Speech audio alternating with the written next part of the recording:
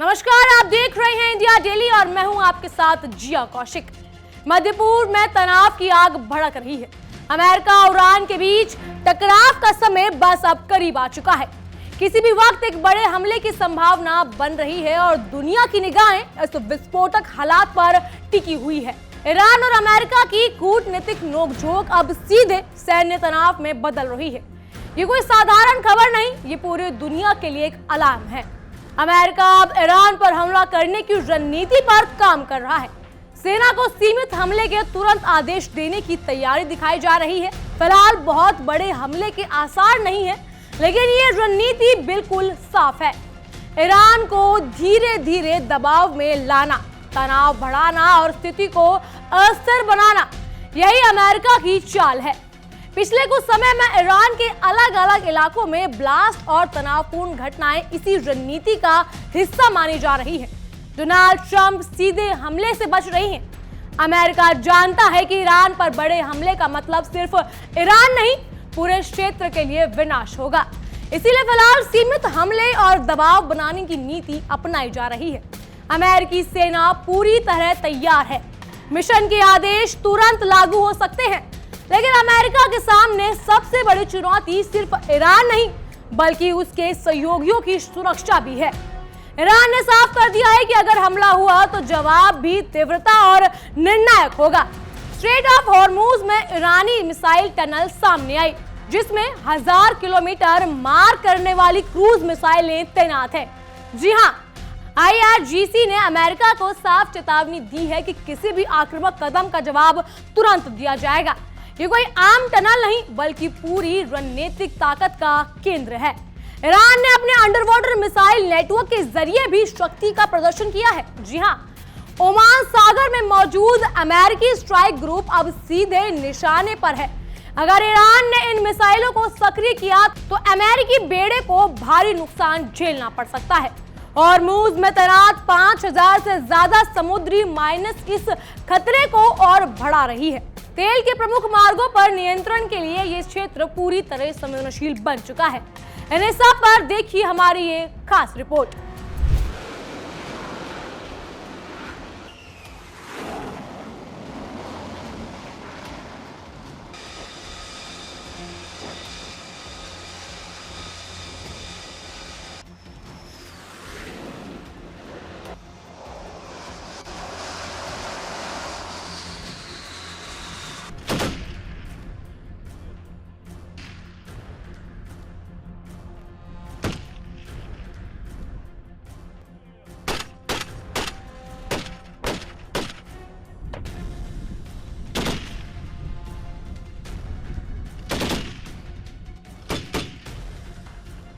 Iran जहां air defence system तैनात थे, मिसाइलें साइलों में लोड थी।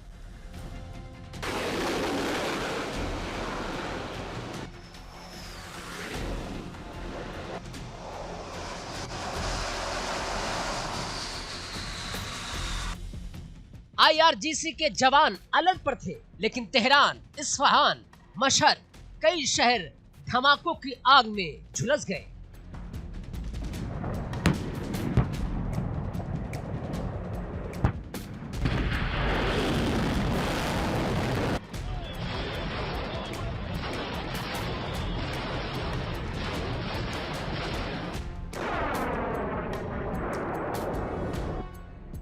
ना अमेरिका का कोई फाइटर जेट उड़ा, ना इजराइल ने कोई मिसाइल दागी।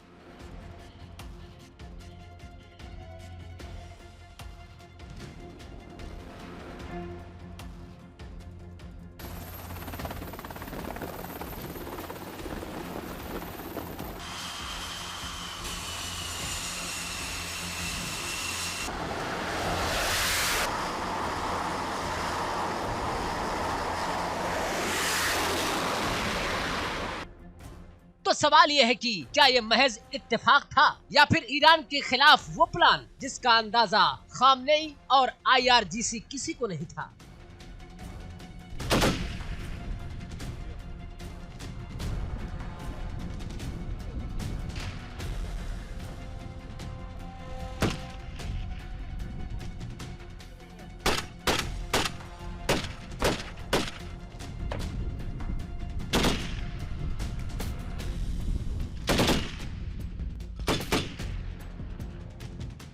दुनिया हैरान है, ईरान खुद भी हैरान है, क्योंकि ये हमला पारंपरिक नहीं था। ये बमों का हमला नहीं, ये टैंकों का हमला नहीं, ये था अदृश्य युद्ध, cyber attack, intelligence operation, drone sabotage और अंदर से सिस्टम को खोखला करने की साजिश। सूत्रों की माने तो अमेरिका और इजराइल अब एक ही बात पर सहमत हैं।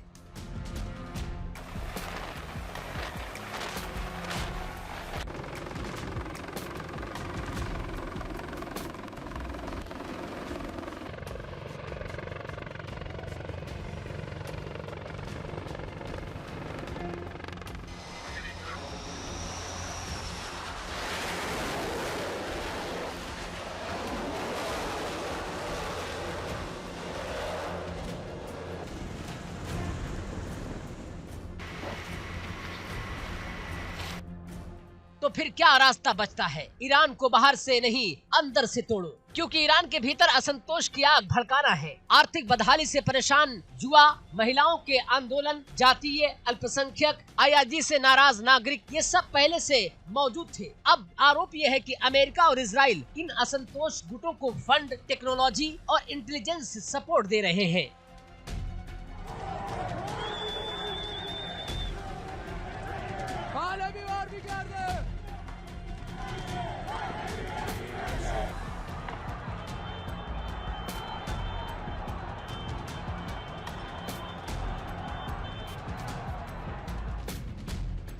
पिछले कुछ महीनों में ईरान के पावर ग्रिड ठप, ऑयल रिफाइनरी में रहस्यमयी विस्फोट, air defence radar blind, communication system fail और मजेदार बात ये, इनमें से किसी की जिम्मेदारी किसी ने नहीं ली। ईरान के supreme leader Ayatollah Ali Khamenei कहते हैं कि अमेरिका ईरान पर कब्जा करना चाहता है, लेकिन बड़ा सवाल है, क्या अमेरिका सच में ईरान पर कब्जा करना चाहता है या वो ईरान का कोई स्थायी समाधान खोज रहा है? तो आखिर अमेरिका की असली रणनीति क्या है?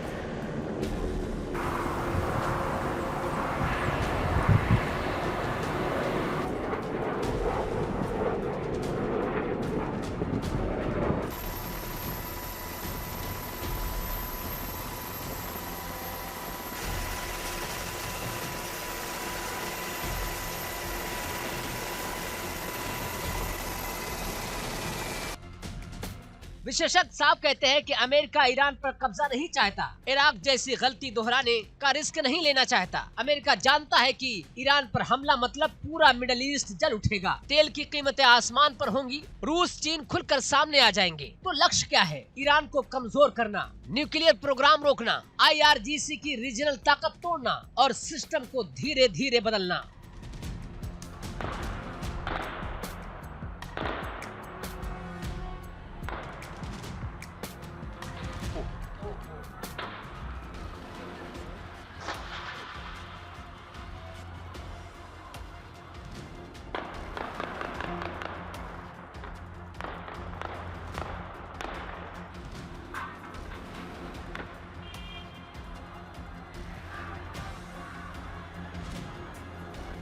ट्रंप बनाम खामनेई में जुबानी जंग जारी है। डोनाल्ड ट्रंप कहते हैं कि अगर ईरान ने युद्ध शुरू किया तो अंजाम भयानक होगा, लेकिन सवाल ये है, खामनेई की हेकड़ी कैसे निकल गई? खामनेई जानते हैं सीधा युद्ध आत्मघाती होगा। जनता पहले से परेशान है, अंदरूनी विद्रोह असली खतरा है, इसलिए ईरान भी अब सीधे युद्ध से बच रहा है।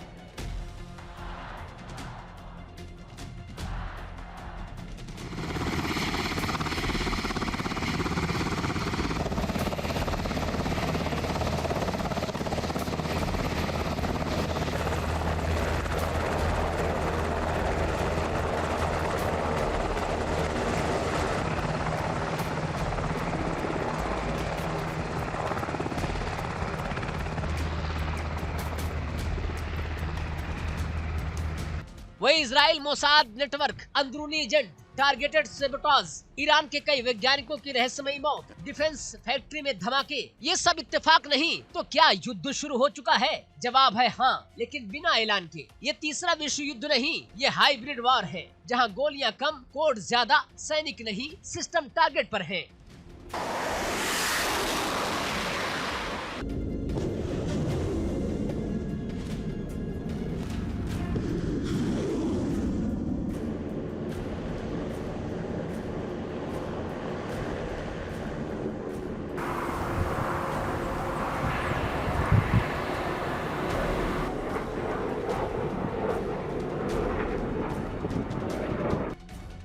आगे क्या होगा, जिसकी 3 संभावनाएं जताई जा रही हैं। ईरान अंदर से और कमजोर होगा, असंतोष बढ़ेगा, सत्ता परिवर्तन धीरे धीरे बिना टाइम के। लेकिन एक बात तय है, ईरान पर कब्जा नहीं, ईरान को बदलने की कोशिश जारी है। आखिरी सवाल, क्या खामनेई इस अदृश्य युद्ध को समझ पाएंगे या ईरान बिना युद्ध घोषित हुए इतिहास का सबसे बड़ा शिकार बन जाएगा?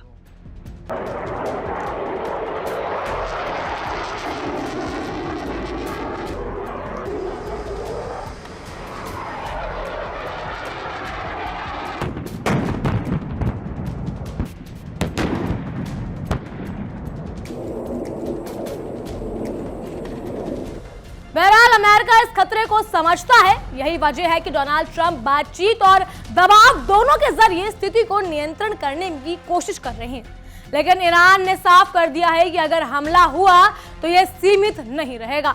मिसाइलें तैनात है, एयर डिफेंस एक्टिव है, कमांड सेंटर 24 घंटे काम कर रहे हैं और हर मोर्चों पर चौकसी बढ़ा दी गई है। हॉर्मुज़ अब युद्ध का अखाड़ा बन चुका है।